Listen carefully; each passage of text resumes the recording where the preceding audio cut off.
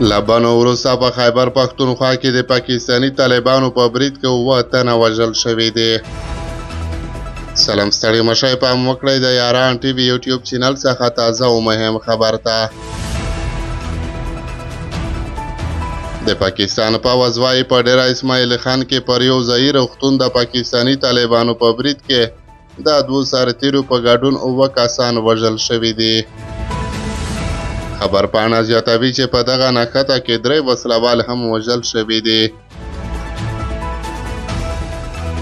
د پاکستان پوځ په یوه اعلامیه کې وایي چې پاکستاني طالبانو د دوشنبې په شپه د خیبر پښتونخوا ایالت د ډیره اسماعیل خان ولسوالۍ په کاریشم زوی سیمه کې پر یو سیمه ییز روغتون برید وکړ.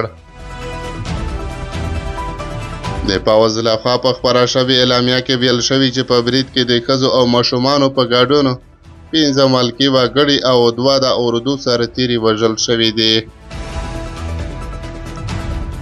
دا په تیرو 24 ساعتونو کې په خیبر پښتونخوا ایالت کې پر پاکستاني امنیتي ځواکونو پرله پسې دویمه برید دی. د یکشنبې په ورځ هم د خیبر پښتونخوا ایالت په بنو ولسوالۍ کې د پاکستاني طالبانو په یو بل برید کې لږ تر لږه 8 پاکستاني پوځیان وژل شوي وو.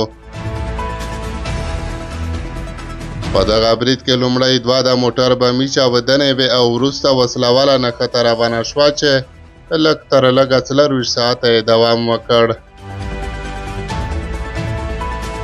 خو تحریک طالبان پاکستان بیا د یوې اعلامیې په خپرولو سره وویل چې د بنو په برید کې تر 500 زیات پاکستاني عسکر وژلي دي.